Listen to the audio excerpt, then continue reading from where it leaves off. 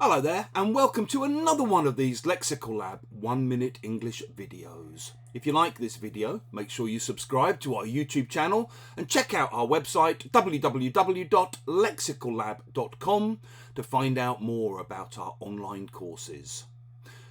As you've probably seen, unless you've been living under a rock, last week in Jeddah, Saudi Arabia, the US administration and the Ukrainian delegation agreed a unconditional ceasefire proposal, which was then sent to Moscow, where that thing in the Kremlin perused it, and has now said that basically he agrees to the unconditional ceasefire, and he then has a long list of ridiculous conditions that he wishes to be imposed on the unconditional ceasefire. As all the papers and politicians here in the UK have been saying, at the moment the ball is still in Moscow's court.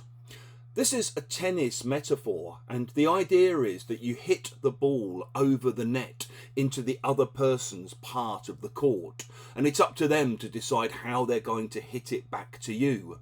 It basically means that it's up to them to decide the next move if they want things to progress, and that you can't really know how things will progress until you see what kind of move they make next.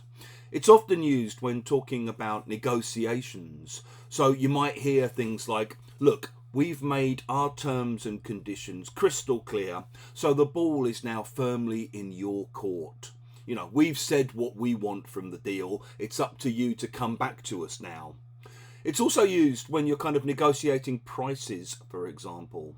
So you might kind of say something like, you know, you're trying to buy a house or an apartment. We've made our final offer, so the ball is now in the court of the seller, for example. And sometimes it's used just to talk about having helped people. So, you know, you might have a friend who's been struggling with various things, and you might feel that you've helped them in every possible way conceivable so far. And now, really, the ball's in their court. It's up to them to decide how to move forward. If you've enjoyed this video, please do click the like button.